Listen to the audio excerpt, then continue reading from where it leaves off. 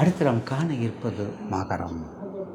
கற்களும் முட்களும் தட்பமும் வெப்பமும் ஏன் பஞ்சபூதத்தின் பிடியிலிருந்து எல்லாவற்றையும் கடந்துதான் போகிறோம். கற்களும் முட்களும் தட்பமும் வெப்பமும் ஏன் பஞ்சபூதத்தின் பிடியிலிருந்து எல்லாவற்றையும் கடந்துதான் போகிறோம். ஸோ அதே போல் தாங்க இன்பமும் துன்பமும் மாறி மாறி வந்தாலும் சலித்தாலும் பழித்தாலும் அழித்தாலும் நாமே எல்லாவற்றுக்கும் பொறுப்பு. அழித்தாலும் பழித்தாலும் சலித்தாலும் நாமே எல்லாவற்றுக்கும் பொறுப்பு. எங்கும் எப்பொழுதும் எதற்கும் துணிந்து நின்று தயாராக சவால் என்ற வார்த்தைக்குள்ளேயே தான் வாசல் என்ற வார்த்தையும் மறைந்திருப்பது என்பதை கவனமாக கண்காணிக்கக்கூடிய மனமுவந்த சிகரத்தில் ஏறக்கூடிய மகர ராசி நேயர்கள். இந்த மகரத்துக்கு தனி செல்வாக்கு உண்டு. இந்த மகரத்திற்கு தனி பெருமையும் மகரத்திற்கு தனி சிறப்பும் உண்டு. எப்படின்னு கேட்குறீங்களா? படிக்கவே மாட்டாங்க. காலையில் எந்திரிக்கிறது 8 மணிக்கு எந்திரிப்பாங்க. மகர ராசியாக இருக்கணும், கும்ப லக்கணமாக இருக்கணும், மகர ராசியாக இருக்கணும், ரிஷப லக்கணமாக இருக்கணும். எந்திரா தம்பி, அடா ஷூட்டிங் போகணும்டா, எந்திரா, அட இருமா, கார்த்திகை மாதம் குளிர் தாங்கலை, எந்திரா, ஸ்கூல் பஸ் வந்துருச்சுரா, அம்மா டீச்சருக்கு ஸ்கூல் போகணும்டா. நீ டீச்சர் வேலைக்கு போனானே எந்த வேலைக்கு போன, என்ன டிஸ்டர்ப் பண்ணாது. எல்லாம் இட்லி வச்சுட்டியா, சட்னி வச்சுட்டியா, பிரிட்ஜில் வச்சுட்டியா, நான் சாப்பிட்டுக்கிறேன். தூக்கத்திலே எல்லாத்தையும் சொல்லிடுவான். இது எவ்வளோ நாளைக்கு இருக்குன்னு தெரியுங்களா? படிக்க மாட்டான், சொல்கிறத கேட்க மாட்டான், யார் சொன்னாலும் வம்புக்கும் போக மாட்டான், தும்புக்கும் போக மாட்டான், யார் சொல்லவும் கேட்க மாட்டான். எனக்குன்னா சிவனேன்னு, அதான் நிலராசி, சிவனேன்னு உட்காந்துருவேன். அதான் மகரம். அப்படி பிடிச்சி வச்ச பிள்ளையாராக உட்காருதுன்னா அது மகரம் தான். அப்படியே இருக்கும். நீங்கள் பாருங்கள், நேயர்கள் பாருங்கள், ஐயா சொல்கிறது தப்புன்னா பாருங்கள், கண்டிப்பாக இருக்காது. ஆனால் நிமிந்துட்டாங்கன்னு வைங்க, இந்த மகரமெல்லாம் நிமிந்துருச்சுன்னு வைங்க, மகரம் நிமிந்துருச்சு அப்படியே சிகரமாயிரும். 32 முடியும் 32 விடியும் சொல்லுவாங்க. அப்படின்னு என்ன அர்த்தம்? அப்படியே எல்லாத்தையும் உயர்ந்த ஏணிப்படிகளாக மாறி போயிடும். 32 வரையும் கஷ்டம், முதுகெலும்பு பெண்டாயிரும், அப்படி போயிடும், இப்படி பொறிஞ்சிரும், அப்புறம் ஸ்ட்ரெயிட்டாக ஏணி ஆயிடும். 32க்கு மேலே சிம்மாசனப்படி, 32க்கு மேலே சிம்மாசனப்படி ஆயிடுவாங்க. அதனால என்ன தெரியல, சிம்மாசனப்படி 32 படி வச்சிருக்கிறான் விக்ரமாதித்தனுக்கு. அவனுடைய படி 32 எண்ணு பாருங்க, 32 படி இருக்கும். அப்படிப்பட்ட தன்மை உள்ளவங்க மகர ராசிக்காரவங்க. தா உண்டு, தா வேலை உண்டு. நிலத்திற்கு கீழே உள்ள பொருள் எண்ணெய் வித்துக்கள், கடலை சம்மந்தப்பட்டது, நீர்,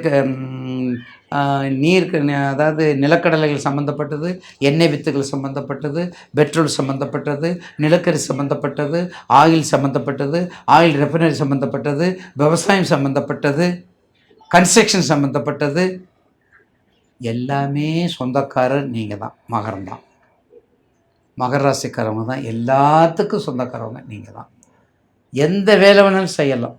நீங்கள் செஞ்சால் அந்த வேலை திருப்தி, வேறு யார் செஞ்சாலும் திருப்தி இல்லை. தொழிலாளி நீங்கள், உழைப்பாளி நீங்கள், முதலாளி, மூணு நீங்கள் தான். உளவாளி, உழைப்பாளி, தொழிலாளி, முதலாளி, இந்த 3 சொந்தக்காரர் நீங்கள் தான். அப்படி முன்னேறி வந்தால் தான் மகரத்துக்கு அங்கே செல்வாக்கு. அப்படி முயற்சி செஞ்சு வந்தால் தான் மகரத்தினுடைய செல்வாக்குக்கு அங்கே பெருமையும் சிறப்பும் கைகூடி வரும். அப்படிப்பட்டவங்களுக்கு மேற்கண்ட தொழில், எந்த தொழில் வேணாலும் செய்யலாம். கருப்பு சம்மந்தப்பட்டு, எள்ளு சம்மந்தப்பட்டு, தானியங்கள் சம்மந்தப்பட்டது, துணிகள் சம்மந்தப்பட்டது, எது வேணாலும் நீங்கள் செய்யலாம். மகர ராசிக்கு எத்தனை தொழிலும் வந்துடும். ஏன்னா பொறுமையாக இருந்து செய்யக்கூடியவங்க நீங்கள். கேட்ரிங் கூட வைக்கலாம், கேட்ரிங் கூட உங்களுக்கு சம்மந்தம் இல்லை, கேட்ரிங் கூட வைக்கலாம், ஒன்றும் பிரச்சனை கிடையாது. தானியங்கள், நிறைய தானியங்கள் வைக்கலாம், மரங்கள் சம்மந்தப்பட்டது கூட வைக்கலாம்.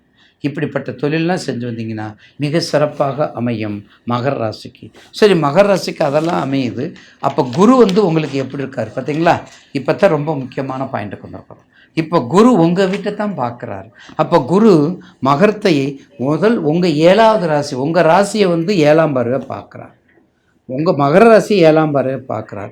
அப்புறம் உங்கள் ராசிக்கு 3ஆம் இடத்தை 9ஆம் பார்வையை பார்க்குறார். உங்கள் ராசிக்கு 3ஆம் இடங்கிறது எது? உங்கள் ராசிக்கு 3 மீனம், மகரம், கும்பம், மீனம். அப்போது 9ஆம் பார்வையை பார்க்கும்போது, அதாவது 3ஆம் இடத்தை 9ஆம், முயற்சி, வெற்றி, கண்டிப்பாக, டெஃபினட்டாக, ப்ராமிஸாக, கன்ஃபார்மாக, நிச்சயமாக, உறுதியாக, உண்டு உண்டு உண்டு. ஏங்க அப்படி சொல்கிறீங்க? அங்கே 3ஆம் இடம் முயற்சி, 3ஆம் இடம் வெற்றி, 3ஆம் இடம் எல்லாத்துக்கும் சிறப்புக்குரியது, 3ஆம் இடம் சகோதரனுக்கு இளைய சகோதரனுக்குரியது, 3ஆம் இடம் எல்லாத்தையும் அதிசயத்தக்க ராசி. அதுக்குத்தான் அதை தைரியசாலின்னு வச்சுருக்காங்க. அதை 9ஆம் பார்வையை பார்த்தா அப்பாவுடைய சொத்து, அந்த ப்ராப்பர்ட்டி, அந்த பாரம்பரியமான சொத்துக்கள், பாக்கியத்துக்குரிய சொத்துக்கள் அத்தனையும் உங்களுக்கு வித்துக்களாக கிடைக்கும். அத்தனை சொத்துக்களும் உங்களுக்கு வித்துக்கள். வித்துன்னா விதை, மூலதனம், இந்த ப்ராப்பர்ட்டி.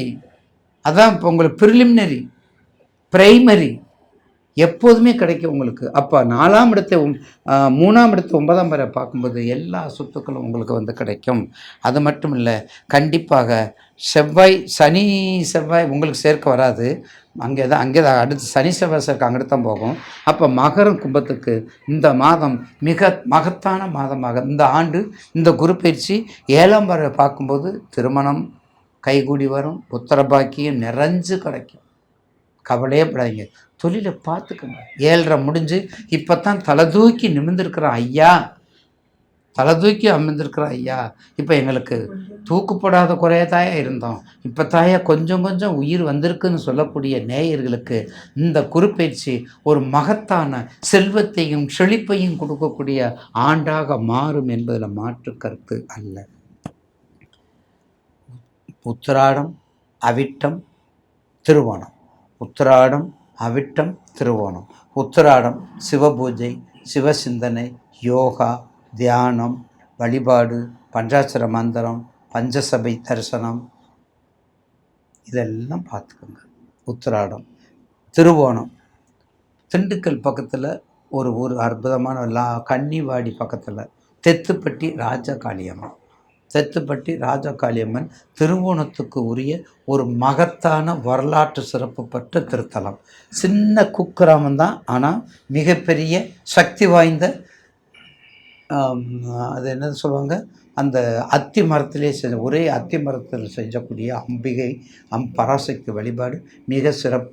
ஒவ்வொரு திருவோணத்துக்கும் யாருக்கு வயிறு வழியா திருவோணம், குழந்தை இல்லையா திருவோணம், திருமணம் ஆகலையா திருவோணம், தொழில் விருத்தி நல்லாலையா திருவோணம். அந்த திருவோண நட்சத்திர ஜென்ம நட்சத்திரத்துக்கு சென்று அங்கே 1000 ரூபாய் என்னமோ கேட்பாங்கன்னு நினைக்கிறேன். நட்சத்திரத்துக்கு அன்னைக்கு பணத்தை கட்டிட்டு அங்கேயே ஒரு நைட்டு தங்கி எல்லா ஹோமத்திலையும் கலந்து கொண்டு வந்தால் உங்களுக்கு என்ன நடக்கும், சிறப்பான உங்கள் மனசில் என்ன தோணுதோ அது நடக்கும் என்பதில் மாற்று கருத்தில். பெரிய பெரிய பிரபலங்கள்லாம் போயிருக்காங்க, பெரிய பெரிய பிரபலங்கள்லாம் போய் அங்கே கலந்துருக்காங்க. நிச்சயமாக நேயர்கள் திண்டுக்கல் பக்கத்தில் தெத்துப்பட்டி ராஜகாளியம்மன் அங்கேயும் போங்க. உப்புலியப்பன் திருவோணத்துக்கு ஒரு முறை திருமஞ்சன பூஜையும் பண்ணுங்க. நீங்கள் எந்த ராசியாக இருந்தாலும் பரவாயில்ல, உப்புலியப்பன் திருமஞ்சன பூஜை உப்புலியப்பனுக்கு பெருமாள் கோயிலில் பண்ணுங்கள். மிக சிறப்பான ஆண்டாக மாறும் என்பதில் மாற்று கருத்து